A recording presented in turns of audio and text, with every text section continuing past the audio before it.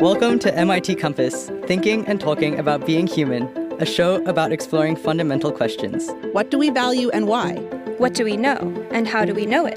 What do we owe to each other? Hosted by MIT professors from across the humanities, arts, and social sciences, each episode takes on the moral and ethical questions of the human experience. This week, we'll get into the question of what makes a genius and why does it matter?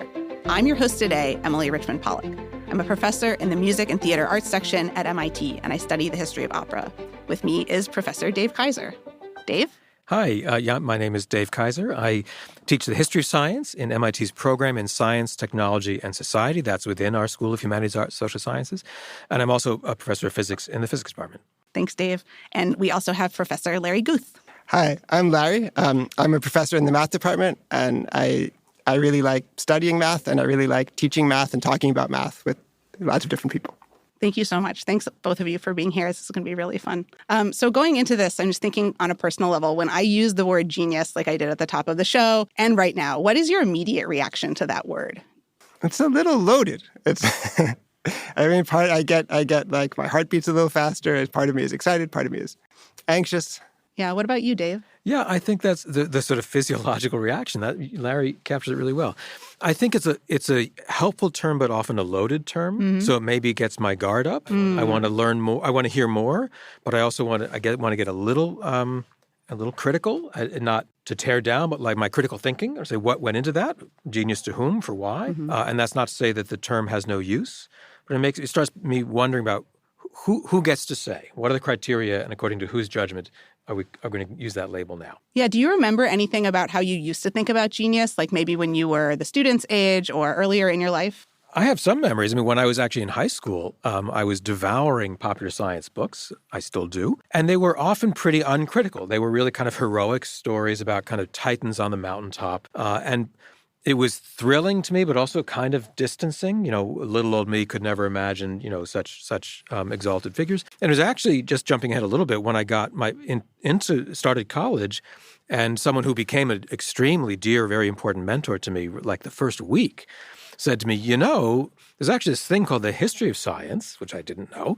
And he says it's actually much more interesting than just stories of kind of, out of context, lonely geniuses thinking great thoughts. And so it was actually a physics professor, Joe Harris, who nudged me toward a field that I dearly love and I've been pursuing ever since. And sort of against the idea that the only thing that matters is these great men figures. That they were... First of all, they were people. They had foibles and flaws and rivals and great talents as well.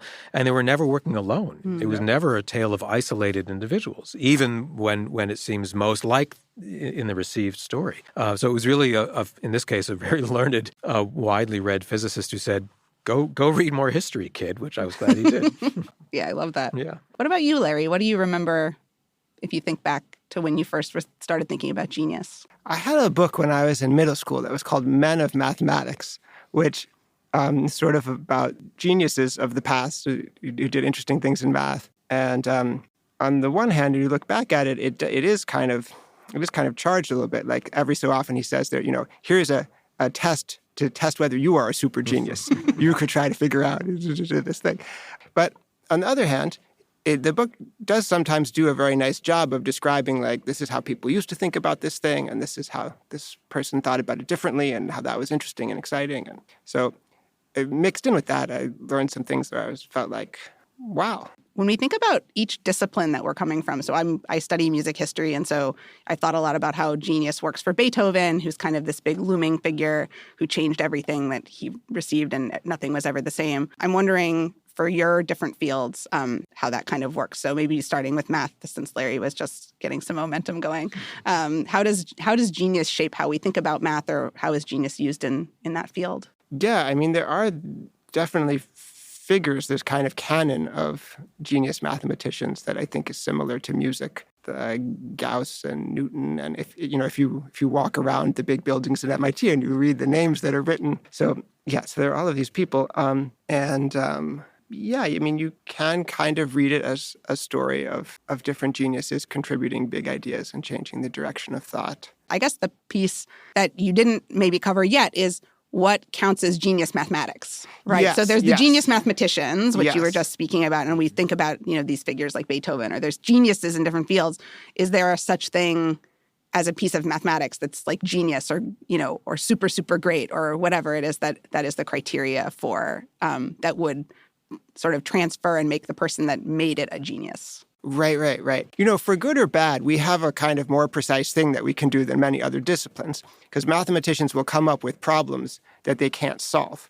So one way that somebody kind of proves that they're a great mathematician is they can solve the problems that the previous generation put a lot of value on and couldn't figure out. And that often, but not always, involves really cool new ideas. The other thing that stands out to me is making a connection or a new point of view that hadn't been done before. Mm-hmm. And another marker is how you felt when you finally got it, right? Or there's that sense of like, if you can vibe with genius, it feels good. There's something that feels good about that, whether it's about the way you see yourself or just about the beauty of the thing itself. So Dave, you're in two fields. You're in both STS and in physics. But so in physics and in STS, how do you think about genius? Yeah. One thing that I think you mentioned, Larry, was one way we can recognize a mathematical genius is they can come in and solve a problem that the previous generation had recognized as interesting. The previous generation had identified and invested some value in, but had failed to solve, right? And that really resonated with me. That's a lot of what I think about, both as an historian and in physics too, is a lot of what gets me excited on the research is to ask, how do certain questions, let alone answers, come to be broadly shared? So how have communities of often, people trained in very esoteric, abstract things, so a real kind of intentional training, not just people who kind of happened on this on their own. Nonetheless, how does a generation or cohort come to ask questions in recognizably similar ways with respect to which we could then see a real outlier, a real creative leap, or something that's not just doing the same as what most people do?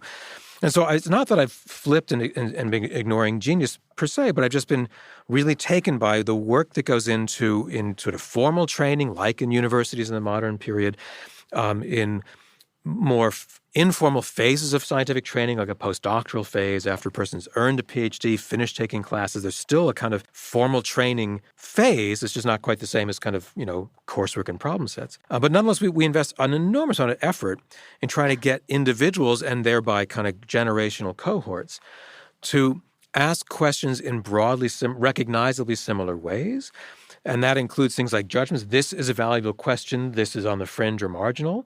And then it's fun to put my historian's cap on to see how the boundary of what counts as relevant or not, of course, doesn't stand still. And so some things that were deemed to be enormously consequential questions, at least in physics, not so long ago, they don't necessarily get solved. They get deemed sort of irrelevant, and that might be different. I'm not sure the same thing happens in the same way with mathematics. Maybe we can chat about that. So anyway, I've been really curious about the making of large groups who can recognize shared questions, because that doesn't just happen on its own either, and that doesn't make everyone who pursues a field a kind of robot blindly following some pat rules. Of course not. There's lots of room for individual creativity, eccentricity, a leap here, a blind spot there. But I'm really struck by this kind of shared, almost like kind of substrate of similarity with respect to which either today among colleagues I deeply cherish, or looking back in time, we can see, moments where people did depart from a recognizable routine. Yeah, I feel like there's always a compared to what, right? So compared to conventional thinkers, or compared to a generation from the past, or compared to what we thought was going to happen. Mm-hmm. And then someone comes up with something that's really surprising. So surprise seems important too. Yeah.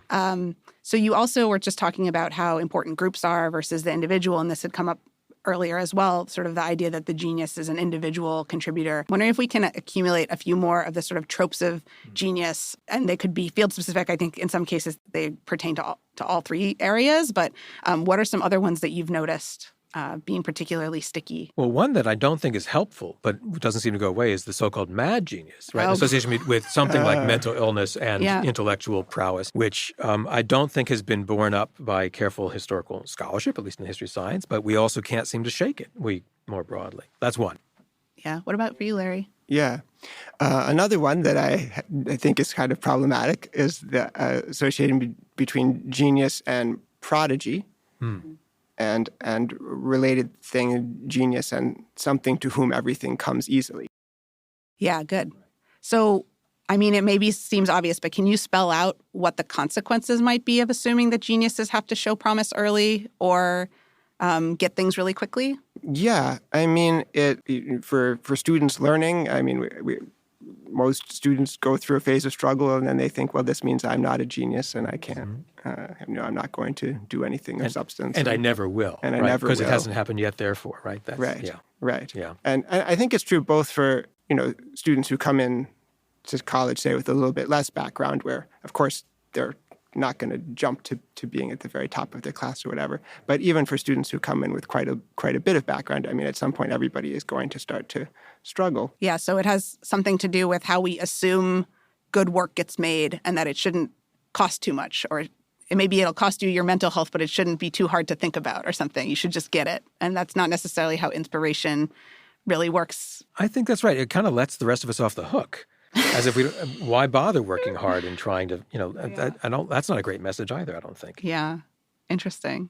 So another one that I was talking about with Beethoven has to do with some idea of universality, that the work will stand the test of time, that the result is classic, or even if someone builds upon it, it's sort of singular, has that status. And it occurs to me that in other fields they might be less classicizing than classical music is. Classical music, as the name implies, is very good at classicizing. So we talked about the names on the buildings, so there and these books for general readers that kind of enshrine a canon. But when you actually think about research, does research really work that way, or is there a more complicated way to think about it? Yeah, I mean, one shortcoming, I think, is this overwhelming emphasis on the individual, the lonesome genius, the genius who's acting somehow alone. And again, it obviously varies across fields. It certainly varies across time.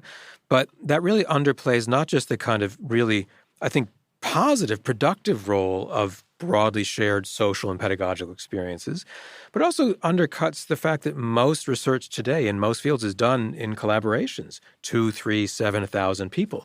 We have colleagues here who've shared the Nobel Prize for having led teams of 1,000 researchers. Yeah. And they're, to their credit, are the first to say it's not them, it's this amazing, complicated team effort. And even with much more small-sized groups.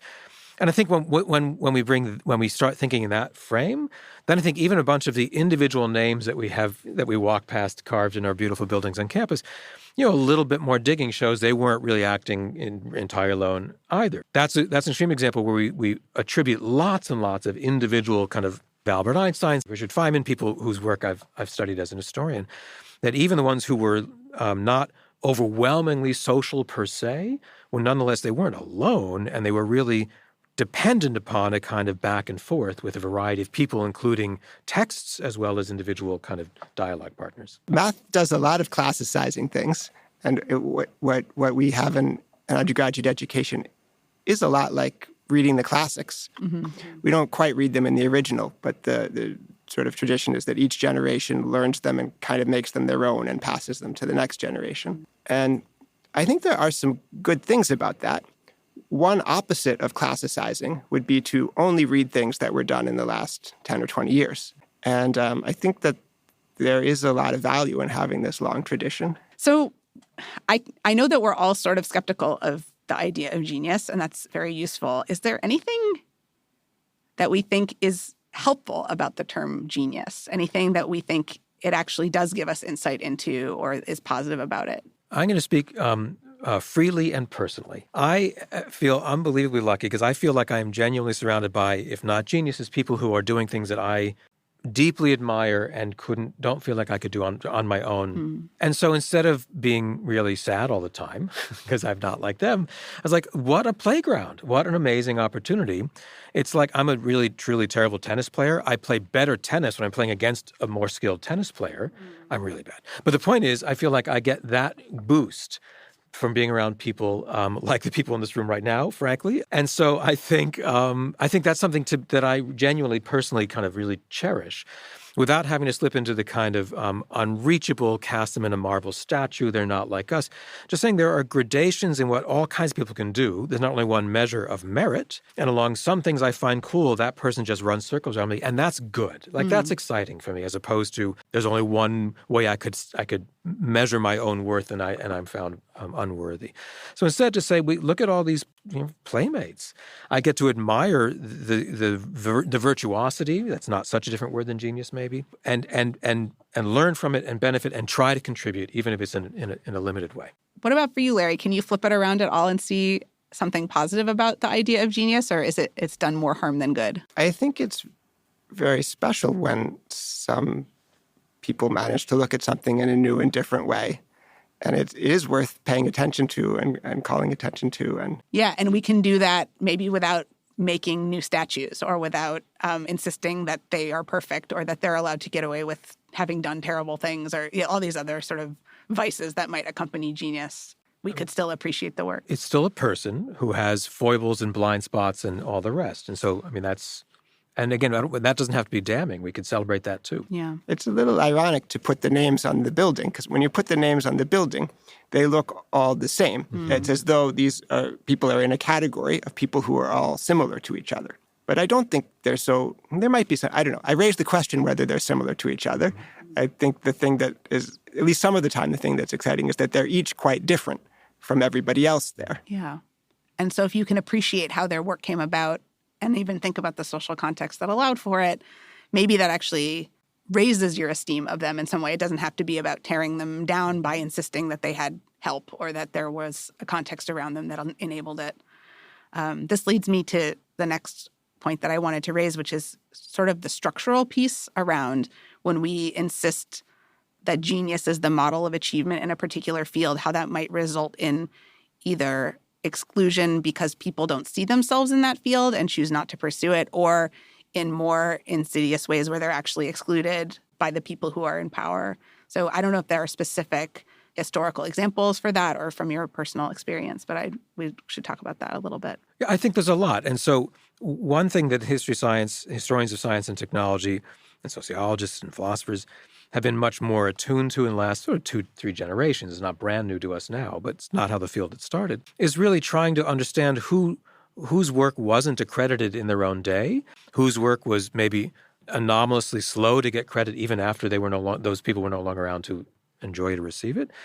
And that goes back to the kind of shared social circumstances of what's the community that is establishing the measure by which things will be recognized at all, let alone shown special recognition, like being called genius. And so these days, there's of course no shortage. I mean, just one quick one off the top of my head, it's on many people's minds these days, is a very gifted astronomer, only recently passed away, named Vera Rubin. And Vera Rubin did many, many extraordinary things in her lifetime, had an extremely difficult time getting the kinds of positions that her male colleagues were routinely getting at those steps of the way between the 1940s into the 1960s and beyond, for example. And yet we now, in hindsight, realize that she was not alone in this, but playing an outsized role in helping us recognize that we had been missing most of what fills the universe for most of human history. That's pretty big. Yeah. I don't know if that's genius, but that's pretty amazing to set in motion, a whole range of questions that are occupying literally tens of thousands, if not hundreds of thousands of researchers every day around the world.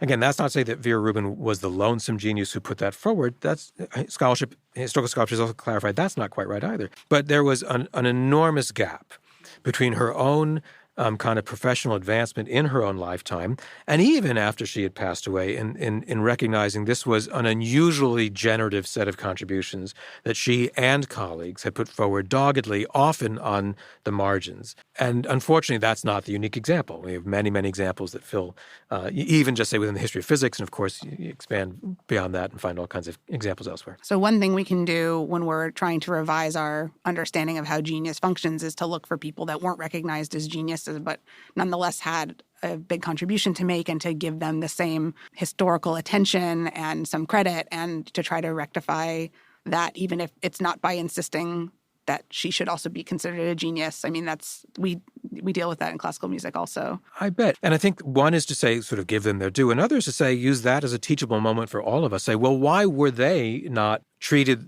that same way in their lifetime, or even soon after they had passed away, the way that the names that we did carve on our buildings, had been treated? And that's not only to wag fingers and say good person, bad person, say, what do we learn about our own, as you said, systematic or institutional patterns? Because we make those patterns, right? So maybe there are some we'd like to revisit. Maybe there's some. Maybe that gives us an extra impetus, opens our eyes a bit broader say we don't have to keep perpetuating those kinds of patterns if once we see it has been a pattern. So we definitely have the expertise from history with Dave here. And I'm wondering if, Larry, if you're willing to talk a little bit about what you've noticed mentoring students in the present, whether they're undergraduates or PhD students, how much the concept of genius affects how they think of themselves, how that's changed, maybe even since you've been teaching, how you're trying to change it, any of those things. Something that comes up a lot for students and mathematicians of all levels is this feeling of like, am I smart enough? Am I good enough at math? Am I going to be able to do something worthwhile? And to spend a while getting to know a student before we're comfortable enough that we both admit this. And then everybody feels much better, or at least a little better. What about the young people who are going to self-select out before we even have a chance to have that conversation, Right. before Larry and his mentees can get comfortable, or myself with my group? So what are the ones who've chosen not even to enter that path? Yeah. It also seems pretty critical for if we do want to diversify these fields and make sure that everybody feels like they can contribute to them, that we have, if we don't eliminate the story of genius as one path, that there should be other paths too, or that, we need to see other kinds of templates of how people can succeed and contribute. So why is this idea so sticky? Why does it keep sticking around? I mean, I love that you brought up the mad genius, because I'm thinking about all the mad scientists in cartoons and geniuses are sometimes the bad guys in media and storytelling, or they're either the best guys or the worst guys, I guess. But why do we still reach for this concept as a culture, even if we know better, the three of us in this room? What do you think, Larry? Well, I think when people get interested in math and probably other fields, there are some kind of exciting stories of something exciting that happened in math. And at least the way we're used to telling those stories is to have some exciting people who had some exciting, different, and new ideas in math. And even though it's complicated, there's some truth to that. And so, I would say the current culture in math is that we try not to use the word genius very much. Yeah, good. But this change of not saying the word has not necessarily done a huge amount to change how we all think. And everybody can sort of fill in the word that nobody is saying. It might be just as charged as before in a different way because nobody is saying it. Yeah. One way to frame what you were saying in the first half of what you were just saying, one way to reframe it is to say awe is real, right? And the awe that you feel when you are surprised by something or something's really creative, if you know what its implications are, that feeling affectively and what it does to us if we're invested in that part of knowledge is true. Like that's a real feeling and a cool feeling, and wanting to know more about the people that made it possible and to honor them that seems very human to me, and that's really cool. This comes up in sometimes very not helpful discussions every October, at least in my little world. I have a very parochial world, which is when the Nobel Prizes are announced. Oh, God, thank you. Yes, I really wanted to talk about prizes. I was going to a little while ago. Please talk about prizes. Well, just to say that, they're still given in physics and chemistry and essentially biology, sort of medicine and physiology, to a total of 3 recipients, never 4, never posthumously. And increasingly, certainly on the physics side, and probably in chemistry too, but certainly on the physics side, these folks are often representing, either an immediate collaboration of many dozens to 1,000 or the effective collaboration of many people. And so every year there's this basically predictable on schedule. The op-eds will appear in the sort of science-related media, usually making the same good point but over and over again, which is why are we stuck with this now more than almost 120-plus-year-old convention that wasn't even really that true, in the 1890s when it was set up, and certainly has become less and less true over time. So I think maybe we could carve out a positive role for these types of prizes, but I do think it comes maybe like the term genius itself, comes with some daggers, with some baggage. It's not all great the way it's set up. There's a set of grants called the Genius Grants. The MacArthur, and those are given to only one person at a time, not even 3. That's right. It's a good example. Right, so you have to be singular to get it. And there are big prizes in math too. There are. Yes. I was thinking a bit about another field, which I care about a lot, which has a quite different setup, quite different genius setup than math, which is teaching. So teaching develops over time. People practice it a lot, and they get ideas from other teachers.